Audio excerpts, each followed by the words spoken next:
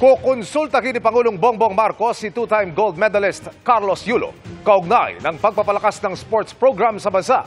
May gusto rin siyang itanong kay Carlos pag-uwi nito. Nakatutok si Ian Cruz.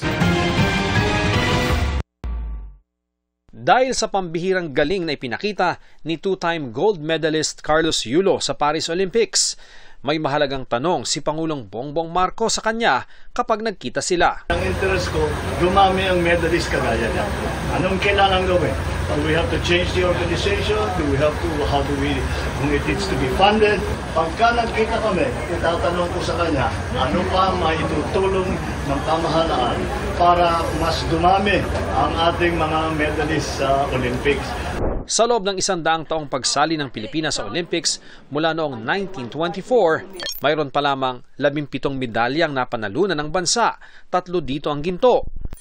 Ang 2 gintong medalya ni Yulo, dagdag sa unang gintong napanalunan ng weightlifter na si Heidelin Diaz noong 2020 Tokyo Olympics. Naniniwala ang Pangulo na may maiaambag si Yulo sa pagpapabuti ng sports program ng bansa. I think he will continue to greater heights in sport.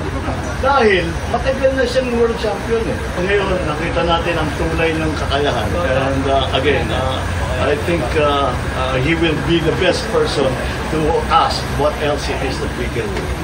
Nakapanayam ang Pangulo sa dinaluhan niyang pagtitipon kanina sa Masantol, Pampanga. Kasama niya roon ang mga lokal na opisyal at DPWH para sa inaugurasyon ng unang phase ng Major Flood Mitigation Project na pinondohan ng South Korean government. Inaasahang makakatulong ito para maibsan ang pagbaha sa Masantol, Macabebe, Minalin at Santo Tomas. Para sa GMA Integrated News, Ian Cruz, nakatutok 24 oras.